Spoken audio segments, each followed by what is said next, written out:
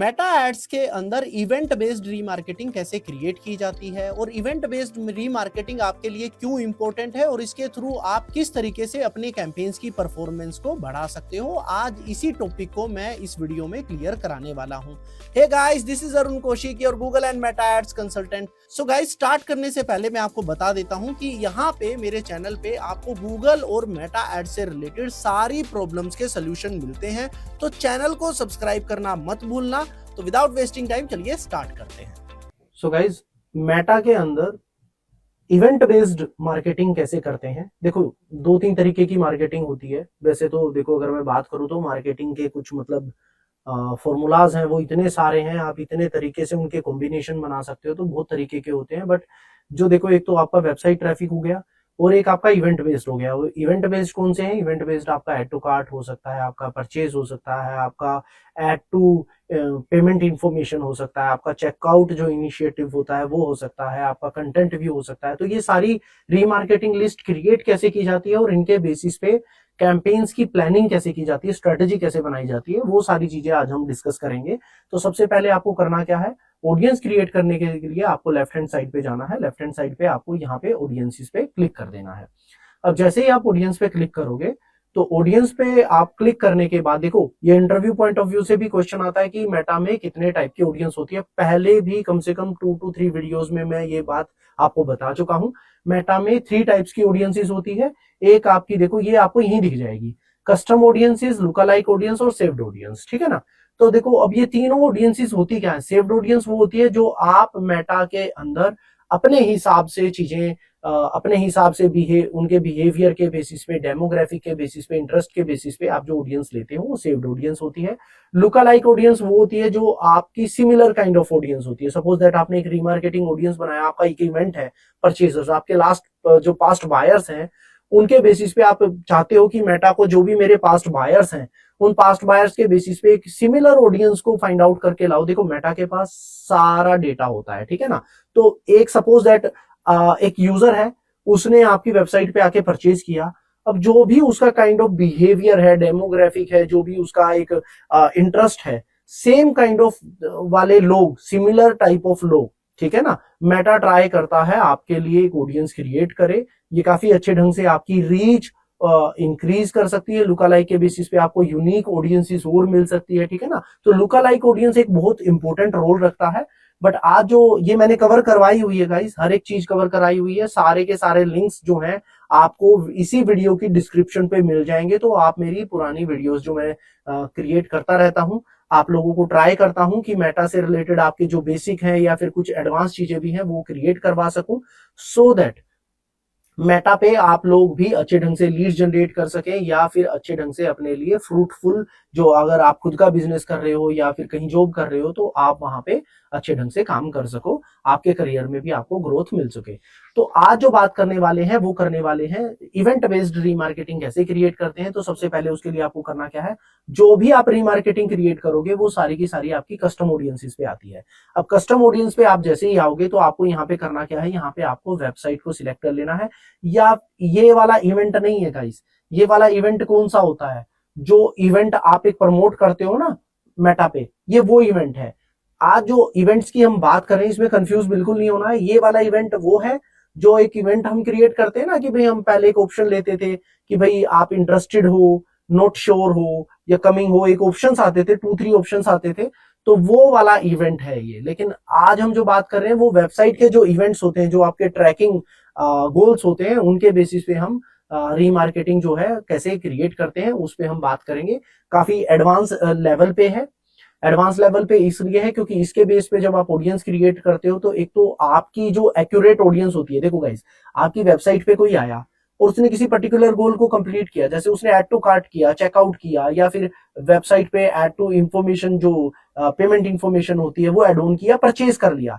It means वो आपकी website की प्रोडक्ट सर्विसेज में इंटरेस्टेड है। दैट्स वाई तो उसने जाकर के इतने सारे स्टेप्स किए। अदरवाइज जो नॉर्मल विजिटर होगा तो वो तो क्या करेगा, जो आपका एक जेन्युइन विजिटर नहीं है, वेबसाइट पे आया, 10 वेबसाइट को देखा और निकल गया, ठीक है ना, तो वो आपका इतना जेन्युइन विजिटर नहीं है। जेन्युइन यूजर नहीं है। आपका जो जेन्युइन कस्टमर है वो कौन है, जिसने एक्चुअल में आपके किसी इवेंट को कंप्लीट किया है वेबसाइट पे आकर के। तो इसको क्रिएट करने के लिए करना क्या है, आपका जो पिक्सल है जो आपने अपनी वेबसाइट पे लगाया हुआ है, अब ये एनी और एक ओल होता है, ठीक है ना। आप कमेंट बॉक्स में मेंशन कर देना, ये आपको एक्सप्लेन कर देता हूं, अदरवाइज मुझे लगता है यार एक्सप्लेन ही कर देता हूं। एनी जो होता है ना, इसमें आपके वो सारे विजिटर्स आ जाते हैं। देखो आपको यहाँ पढ़ने पे ही मिल जाएगा, मतलब वीडियो में अगर एक्सप्लेन करने गया ना तो आपके लिए बहुत लंबी हो जाएगी, आप यहाँ पढ़ लेना, बहुत ईजी है। ओल में आपके कौन कौन से होते हैं वो आपको यहाँ पे मिल जाएंगे, ठीक है ना। तो आपको यहाँ पे आप अपनी जरूरत के हिसाब से कर लेना, अदरवाइज मैं इसको ओल पे रखता हूँ हमेशा, मेरे लिए ज्यादा प्रॉब्लम नहीं है। आपको यहाँ पे क्या है, इवेंट बेस्ड बनानी है, ठीक है ना। तो देखो इवेंट बेस्ड क्या है, एक तो आपके ओल वेबसाइट विजिटर हो गए, जो आपने हेडर में इवेंट लगाया हुआ है, ये क्या करेगा, आपके सारी वेबसाइट के विजिटर्स, चाहे वो ऑर्गेनिक है, रेफरल है, ठीक है ना, वो गूगल का विजिटर है या किसी और प्लेटफॉर्म के थ्रू विजिट आया हुआ है, जो भी आपके ओल वेबसाइट विजिटर है उन सबको टारगेट कर लेगा। आज जो हम कवर कर रहे हैं वो कवर कर रहे हैं कि भाई इवेंट बेस्ड। अब सपोज दैट मेरे एक परचेजर्स हैं, ठीक है ना, मेरे जो मैंने काम किया, जो 90 डेज के मेरे जो जिन्होंने मेरी वेबसाइट पे आके परचेज किया है वेबसाइट पे, मेरे को उनको टारगेट करना है, ठीक है ना। तो मुझे क्या करना है, या तो आप 30 डेज ले सकते हो, 10 डेज ले सकते हो, या 90 डेज ले सकते हो, ये आप पे डिपेंड करता है, ठीक है ना। तो आपने इसको 90 डेज ले लिया, आप इसको 180 डेज भी ले सकते हो गाइस, ठीक है ना, ये आप पे डिपेंड करता है। 365 डेज भी कर सकते हो, बट मैं जो करता हूँ मैक्सिमम वो मैं 90 डेज करता हूँ। मैंने 90 डेज या 30 डेज पे मैं ज्यादा प्ले करता हूँ अपनी जो इवेंट बेस्ड रीमार्केटिंग होती है, ठीक है ना।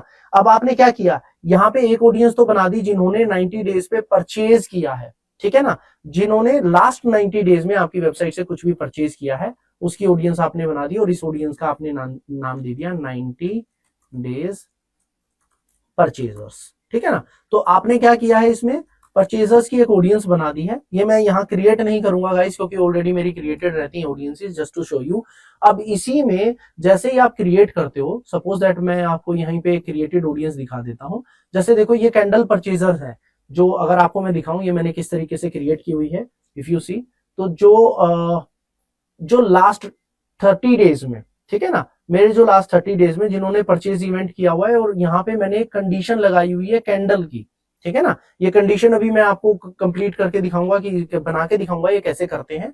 तो ये कैंडल की एक मैंने कंडीशन यहाँ पे लगाई हुई है, और मैंने इसको क्रिएट कर दिया। अब क्रिएट करने के बाद आप इसकी लुकालाइक ऑडियंस भी बनाना चाहोगे, तो आप इस पे जैसे ही क्लिक करोगे, क्लिक करने के बाद आपको यहाँ पे ऑप्शन आएगा इसका क्रिएट लुकालाइक करने का, ठीक है ना। अब ये लुकालाइक नंबर ऑफ ऑडियंस आप जितनी क्रिएट करना चाहो, ये 0 to 1, 1 to 2, 2 to 3 और 3 to 4, ये एक ही वन गो में आपकी क्रिएट हो जाएगी। जो भी आपकी टारगेटेड कंट्री है आप उसको यहाँ पे सिलेक्ट कर सकते हो। जैसे मैं यूनाइटेड स्टेट में कैंपेन रन कर रहा हूँ, तो ये मेरा क्रिएट हो जाएगा। आप यू कैन सी जो कैंडल की जो लास्ट 30 डेज के पास्ट बायर्स हैं, उनकी एक 1% हो जाएगी, 1 to 2%, 2 to 3% और 3 to 4% मेरी यहाँ पे क्रिएट हो जाएगी गाइस, ठीक है ना। अभी इसी में थोड़ा सा मैं आपको जो बताना चाह रहा था वो ये बताना चाह रहा था, देखो एक तो आपका इवेंट हो गया परचेज वाला।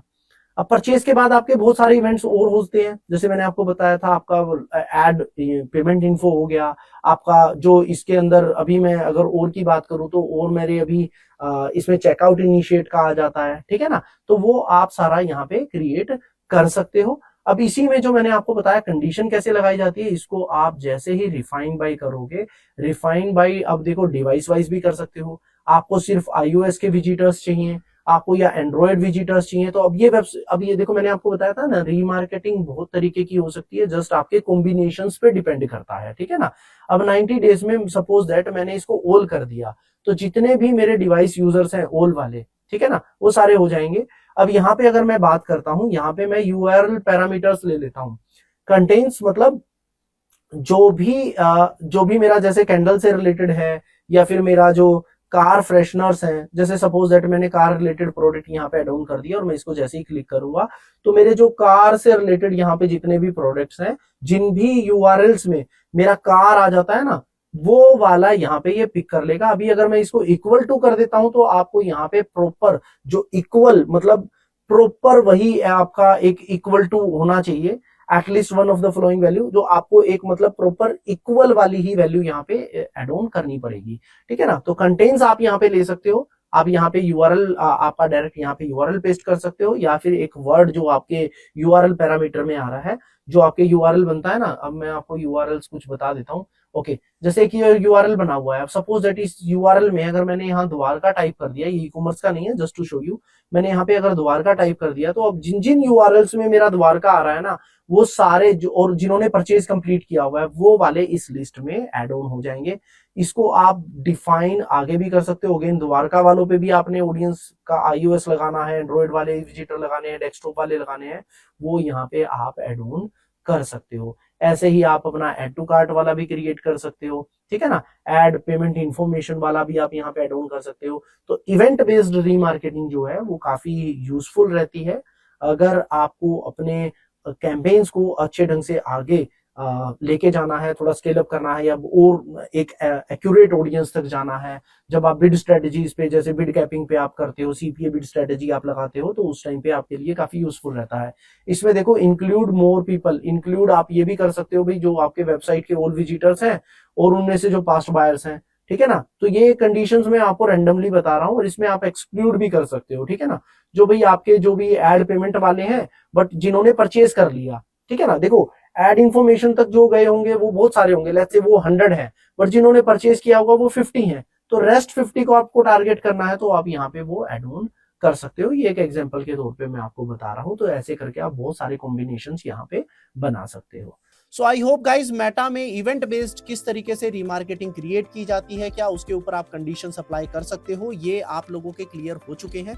स्टिल कोई भी डाउट है कमेंट बॉक्स में मेंशन कर सकते हो। और हाँ गाइज, चैनल को सब्सक्राइब करना मत भूलना, ये आपके लिए बहुत इंपॉर्टेंट है अगर आप मेटा और गूगल एड्स के अंदर इंटरेस्टेड हो तो कीप लर्निंग, कीप ऑप्टिमाइजिंग। मिलते हैं नेक्स्ट वीडियो में।